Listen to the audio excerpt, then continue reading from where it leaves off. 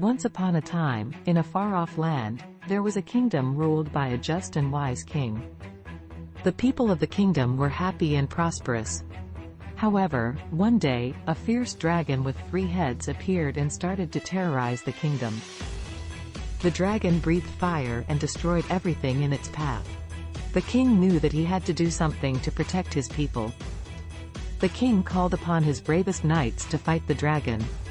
The knights rode out to face the dragon with their swords drawn. However, the dragon was too powerful for them.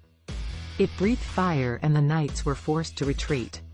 The king knew that he had to find a way to defeat the dragon. He consulted with the wisest men in the kingdom, but none of them had any ideas.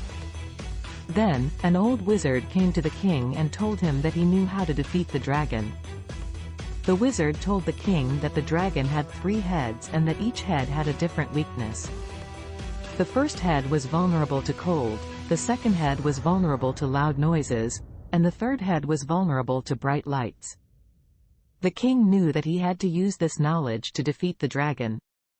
He called upon his bravest knights once again and gave them each a special weapon. One knight was given a sword made of ice, another was given a horn that could produce a deafening sound, and the third was given a shield that could reflect bright light. The knights rode out to face the dragon once again. This time, they were prepared. The knight with the sword made of ice attacked the first head and froze it solid. The knight with the horn blew a deafening blast that stunned the second head. The knight with the shield reflected the sunlight into the third head's eyes, blinding it.